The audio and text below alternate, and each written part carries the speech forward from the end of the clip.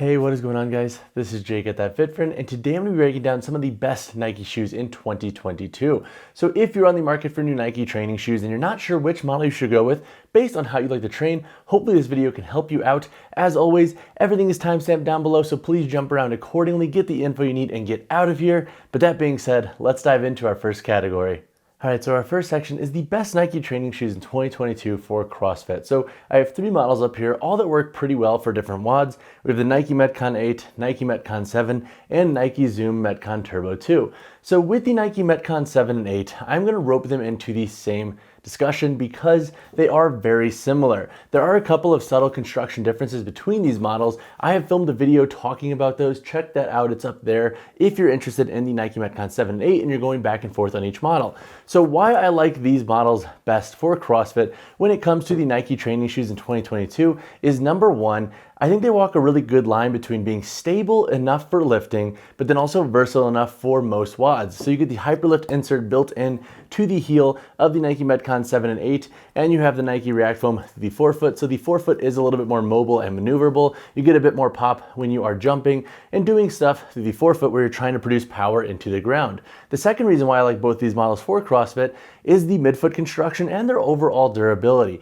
Generally speaking, the Metcon 7 and Metcon 8 tend to be pretty durable models. Now there are some discrepancies there and I'll talk about those in a second, but for the most part, for just the general CrossFitter, the Nike Metcon 7 and 8 can be strong shoes when it comes to the niche aspects of CrossFit, but then also when it comes to durability. Now, some cons that come along with the 7 and 8 is their heel construction. So while it is pretty great for lifting and how much stability it gives you when you're training heavy, it is not the best for versatile training. The heel can feel a little clunky. It's gonna limit your performance for short runs, and it's gonna limit the 7 and 8's performance for daily wear. So they're not gonna be the best shoe that you can wear out and about and probably go on long walks with, comfortably that is.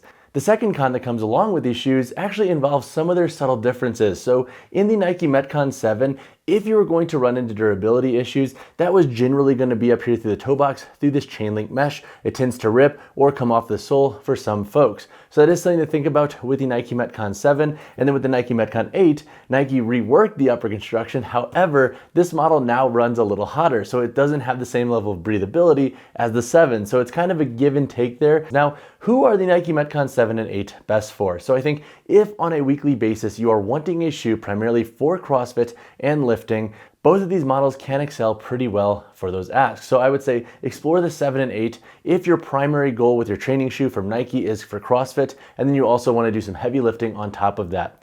Now the Nike Zoom Metcon Turbo 2. Two reasons why I like this model is number one, I like the disassociated sole construction. It gives this shoe a more athletic fit. You have a different midfoot construction here, and you have a drop-in midsole. Now, the drop-in midsole is also a con. I'll talk about that in a second, but when it comes to feeling more like cleat-like almost, this model does a pretty good job in that context. And the second reason why I like this shoe is with that drop-in midsole, you get a Zoom air packet up here in the forefoot, so you get a nice level of bounce in the forefoot of the shoe, and it is a pretty stable model. So with the Nike React Foam drop-in midsole and that Zoom air packet, you get a nice level of pop for plyometrics, but you also get a pretty stable base with the sole construction of this shoe. Now, two cons that come along with the Nike Zoom Metcon Turbo 2 is number one, they can squeak. So with this drop-in midsole, it is a little bit thicker and it's a little bit more dense in nature, and that can cause some squeaking in the shoe, which can, yes, drive some athletes and lifters up a wall. So that is something to think about with the shoe. And then number two, with this model, you are gonna have a decent shoe for CrossFit, but it is not going to be as niche and focused on CrossFit as the Nike Metcon 7 and 8. So I do think you might experience some performance limitations with this model because the midfoot isn't nearly as grippy, and with this disassociated outsole construction, it can be really hit or miss. And honestly, I find the Nike Zoom Metcon Turbo 2 to be a pretty polarizing shoe. Folks either love it or they despise it, but it does a pretty good job for CrossFit and for lifting and for versatile training. Now, who should invest in the Nike Zoom Metcon Turbo 2? I think if on a weekly basis, you are wanting a shoe primarily for versatile training, more athletic style training, but you like to add in CrossFit too regularly in your weekly training, then this model can be a pretty good bet. I like this shoe best for more athletic style training sessions, but when it comes to CrossFit, it can hold its own pretty well. And so I think if CrossFit is just a subcategory of your weekly training, then this model can be a good option to look into, especially if versatile training and athletic style training are taking your priority on a weekly basis. Our next section is the best Nike shoes for lifting in 2022. So I have two models up here that are very different in nature, and I did that for a reason. Now, do note before I discuss these shoes, if you are a beginner or if you're just training lighter on a weekly basis, most of the training shoes featured in this video will work for your needs. And if you're not interested in either of these models, hit me in the comments below and I'll help you out accordingly to make sure that you're going to invest in a shoe that will actually be stable enough and good enough for your lifting needs. But the two models I have up here is the Nike Metcon 8 and the Nike Blazer Mid 77 Vintage. Now, with the Nike Metcon 8, why I like it for lifting is for two key reasons. Number one, the overall stability of the shoe. So with this Hyperlift insert in the heel, you get a nice stable base to train on. And so with this shoe, for example, I've deadlifted 550 pounds, I've squatted over 400 pounds in the shoe, and stability has yet to be an issue at all. So I think for most lifters, you will get a nice level of stability out of the shoe and it will match the demands of your training pretty dang well. The second reason why I like this shoe is for the outsole construction. So with this outsole, you get a nice level of tread and traction on different surfaces. So whether you're lifting on wooden platforms, rubber gym floors, or on machines, you will have a nice level of grip with the shoe. So I don't think you're gonna have slippage issues at all in the Nike Metcon 8 when it comes to lifting. Now, a drawback with the Nike Metcon 8 for lifting is that it does have a slightly more low profile design and the toe box can feel a little bit limiting for some folks. So if you have wider feet, for example, you may want to look into other options on the market outside of the Nike Metcon 8 and most Nike shoes for that matter, because they do run a little bit more neutral with their widths. So that is going to be a limitation with the Nike Metcon 8 for lifting. Now, who should invest in the Nike Metcon 8? So I think if you're somebody with a narrow or neutral width foot and you want a shoe that is plenty stable for most lifting contexts, the Nike Metcon 8 can be a pretty safe bet, and the shoe can also work for some versatile training and CrossFit. The second shoe I have up here is the Nike Blazer Mid 77 Vintage. Now, this model can be a little bit polarizing in nature too. Some people love the Blazer, some people hate the Blazer. Regardless how you feel about the Blazer, two reasons why I like this shoe is number one, the overall stability that you get out of this model and the sole maneuverability. So this model reminds me of a Converse in many ways because it can work well on a daily wear basis, but then you can also train in it and it has a nice stable sole to lift on. So I like the overall articulation you get out of the sole of the Nike Blazer Mid. And I do like the level of stability, so I think for most folks who are training with a barbell, doing accessory movements, doing heavy machine work, the Blazer Mid should be plenty stable for your needs, and you get a nice level of grip with the outsole in this model as well.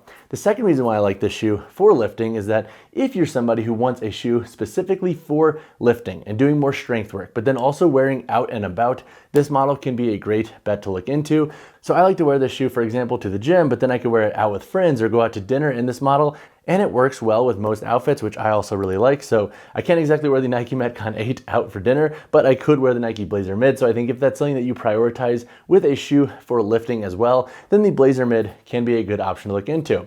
Now, some drawbacks that come along with the Blazer Mid is number one, the toe box construction. Classic Nike, runs a little bit more narrow, so if you have wider feet, you're going to want to steer clear of this model. Also, as another con with this shoe, it does run a little hot because we do have a leather upper. So if your feet typically get really hot when you're training and you want a shoe with more breathability, the Blazer Mid is not going to be the best option for you. All right, so now who should invest in the Nike Blazer Mid? So I think if you're somebody looking for a shoe primarily for lifting and strength work, and you also want to be able to wear that model out and about, so similar to a Vans or Converse, the Nike Blazer Mid can be a great option to look into, especially if you resonate with that more vintage high top look.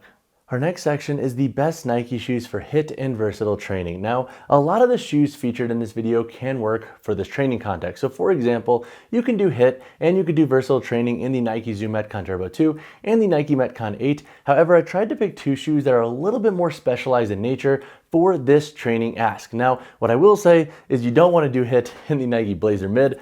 You're gonna look like a goof and that thing's gonna be wicked uncomfortable. But the two models that I have up here for this section include the Nike Free Metcon 4 and the Nike Super Rep Go 3 Next Nature Flyknit.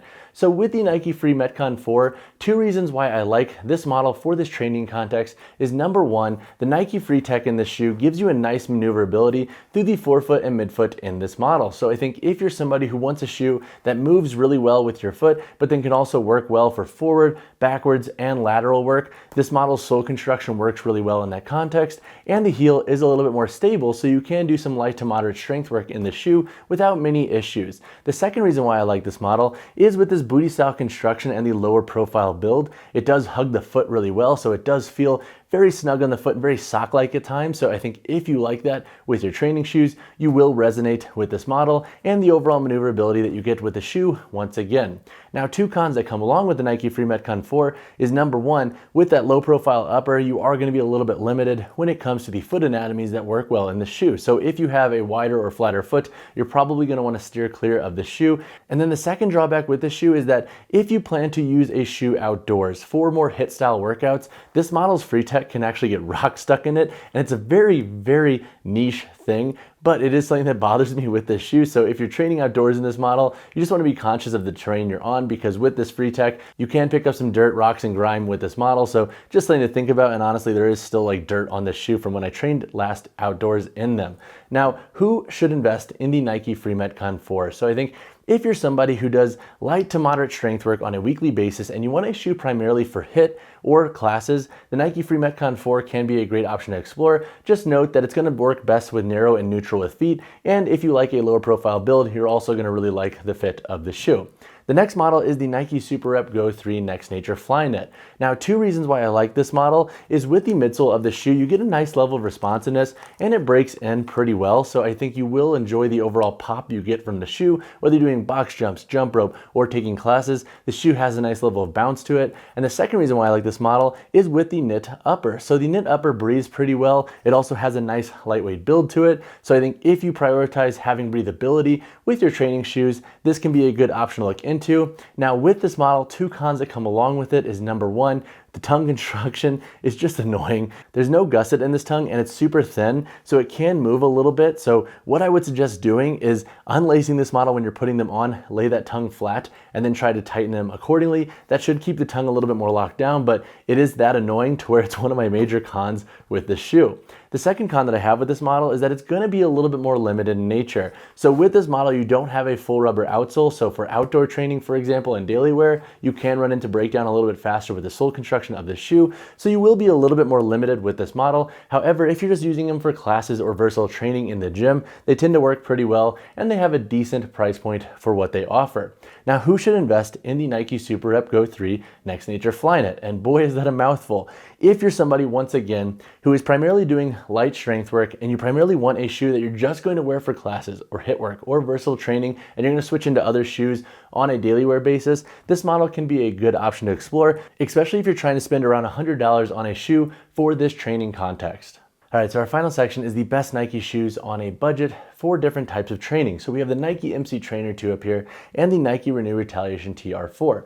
So with the Nike MC Trainer 2, two reasons why I like this model is number one, I think if you're trying to spend well under $100 for a training shoe and you are primarily wanting a model for lifting and some versatile training, this is going to be one of your better bets from Nike. This model's stability is pretty good, so you can train pretty heavy in this shoe and you get a nice level of outsole tread in this model. So some of the more budget-friendly Nike training shoes, for example, don't have full rubber outsoles. The MC Trainer 2 is a nice exception to that rule, so you do get a nice level of traction on different surfaces when you're lifting in this model. The second reason why I like the MC Trainer 2 is the upper construction. So the upper in this model has been reworked from the MC Trainer. It's a little bit more breathable, it hugs the foot really nicely, and you do have this midfoot strap here, which could be argued to give you a little bit more security. Honestly, I think it's a little bit more for show, but I do like the overall security that you get with this model's upper and the breathability that it delivers. Now, two cons that come along with the MC Trainer 2 is number one, the heel construction. So you have this flared heel, which can be pretty annoying for running and for some jumping workouts. So if you are somebody who doesn't want this type of heel, or if you're just worried about that limiting your overall comfort with your shoe,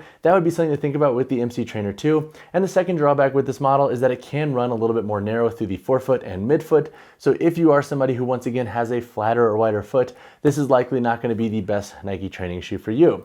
Now, who should invest in the MC Trainer 2? I think if you're trying to spend less than $100 USD and you want a training shoe mostly for lifting with some versatile training, the MC Trainer 2 can be a good option to explore.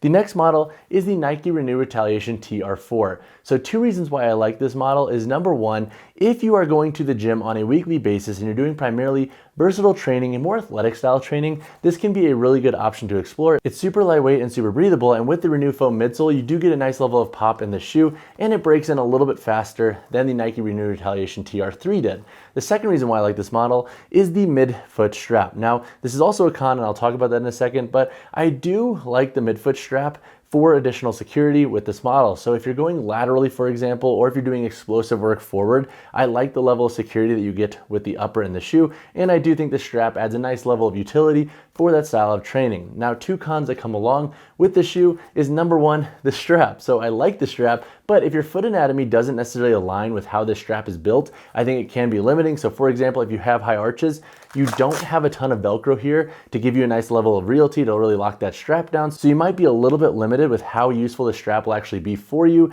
and it can dig into the foot at times, especially if it doesn't necessarily fit perfectly for your anatomy. The second con that comes along with this model is you do not have a full rubber outsole. So the midfoot here has exposed foam, and you don't get as much midfoot support in the shoe. So if you are somebody who plans to train outdoors and want a shoe for daily wear, or if you just need more arch support and midfoot support, the Nike Renew Retaliation TR4 will likely not be your best bet. I would actually say look into the MC Trainer 2 in that context. And now, who should invest in the Renew Retaliation TR4? If you're somebody who wants a budget training shoe, primarily for indoor training sessions that are a little bit more athletic style in nature, and you want to spend less than $100 USD, this model can be a good option to explore. All right, guys, that wraps up this best Nike shoes roundup in 2022. Hopefully this video was able to give you some suggestions as to which models to look into for certain types of training. If you have additional questions on any of the shoes featured or even not featured in this video, drop a comment down below or reach out to me personally, whichever you prefer. And as always, drop a like on the video, subscribe to the channel. I will see you in the next one.